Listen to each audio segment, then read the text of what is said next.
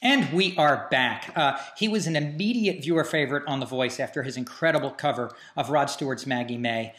His solo career has continued to blossom, having already released two well-received singles, Bandit and Brooklyn Nights. And his newest song, Scotch Tape, just dropped. We have singer-songwriter Johnny Gates with us tonight. Johnny, we're so glad to have you with us. How are you? David, what's up, man? Thanks for having me. Doing good. Happy to be here.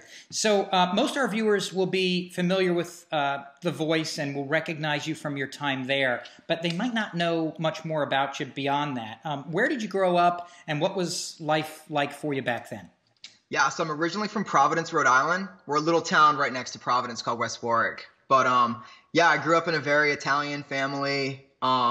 We had a restaurant, and my papa used to kind of sing and play piano and stuff, and I guess that's where the music bug came from. Then started a band in high school, and then we just basically loaded up in the van and started touring. And yeah, I moved to Nashville and then to LA, and now I'm back in Nashville. So a lot of fun stuff. So was music a big part of your family life, or was it tied in mostly with the restaurant? Was it lots of El Solo Mio? What was it?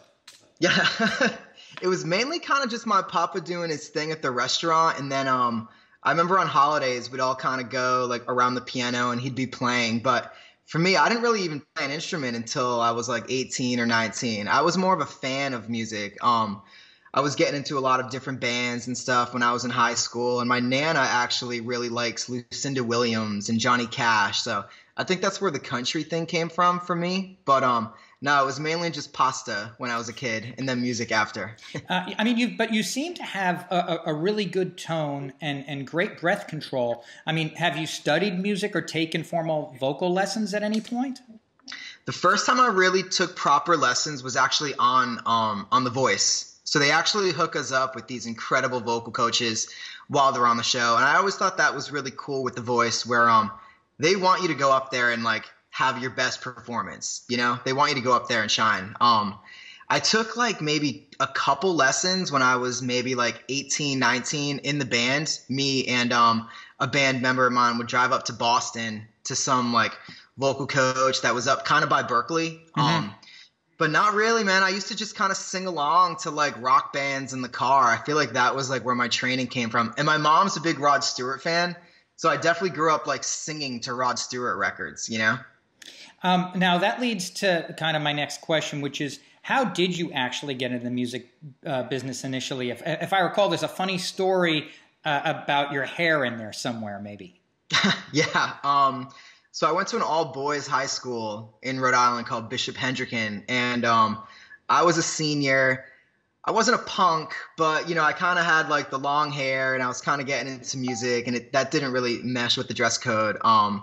Anyway, I ended up getting kicked out of one class, and I had to pick up an elective, so I took that class, and it was like a sophomore theater class, and the dude I sat behind turned around and asked me, he's like, "Hey man, you have long hair. Do you want to try out for this band?" And I'd never been in a band, and I said, yeah. And then we were a band for like almost 18 years after that. Oh, wow. Yeah. So, you know, for someone your age, you actually have a lot of experience in the music industry at this point. I mean, what was it like touring? And you mentioned Rod Stewart, and then you actually got to tour and open for him, right? Yeah. With your band. Yeah. What was that like? That was wild. It was really special because, like I said, my mom's a big Rod Stewart fan, and I grew up knowing that. So when I even found out about the tour, like I just kind of couldn't wait to get off the phone and call her. And so my mom and my dad flew out to that show too, and it was cool because it was the first time we had ever played an arena. And like, there's something about that sound check. Like to me, like that was like almost the coolest part, you know, like sound checking in this giant arena. But it was just kind of a dream come true. You know, we would just kind of jump in the van and like pull up to these arenas. Rod Stewart would be in there like sound checking and stuff, and everybody was really cool, man. It was just, yeah, it was a dream come true, basically.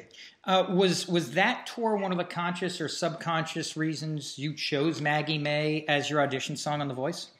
Kind of, yeah. I mean, I feel like I got to see him sing every night, and I'm so familiar with his library, you know? And then when I knew I was going to do The Voice, I always wanted that song to be in the mix. And to be honest, like sometimes I would go to karaoke bars with my friends and stuff late at night, and it's like Maggie May was always my karaoke go-to, and it still is. So I just tried to like close my eyes and be like, "You're at a karaoke bar. You're at a karaoke bar."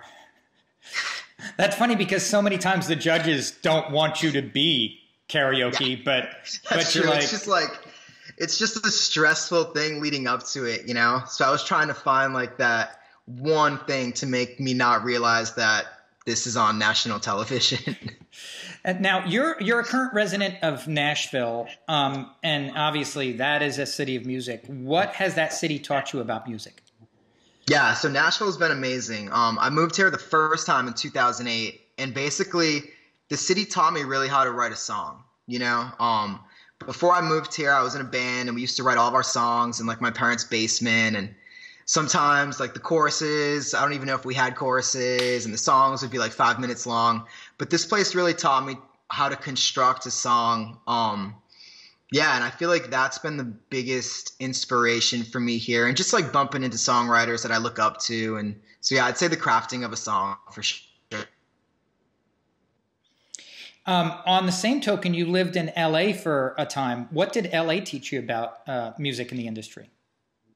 So yeah, LA is definitely a little different than Nashville. When I moved out to LA, it was we had just left our label at the time. We were on a major label, and it didn't work out. And so basically I just kind of had to like hit refresh, and I didn't really want to do it in Nashville because I knew everybody knew that I had a major label before that. So I ran away to LA, and for LA, I feel like it kind of taught me to be myself. When I lived in Nashville the first time, we had a really big situation, and I was kind of chasing radio, and I was trying to sound like everybody else on the radio, and basically not really be confident in the stuff that made me different. And in LA, I feel like it taught me like the stuff that's different about you is actually what separates you from everybody else. So I feel like I learned that out there. Let's talk about the Voice for a minute and that whole experience. I mean, they really do put time in mentoring you guys, right?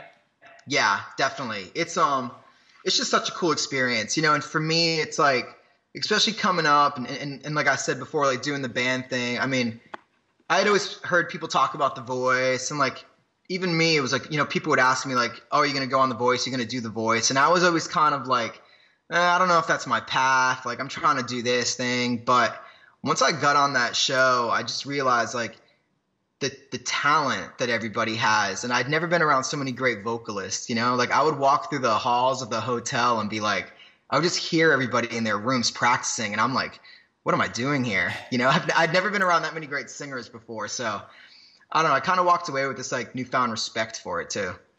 Here's what we're going to do. We're going to go to a break, and then we'll come back. You got time to come back and hang with us a little bit? Yeah, totally, definitely. And I noticed you grabbed a guitar earlier. Maybe we'll give you a chance to play a little something, and then I know we're going to close out the show with something else of yours. So we're going to be right back with Johnny Gates. Cool.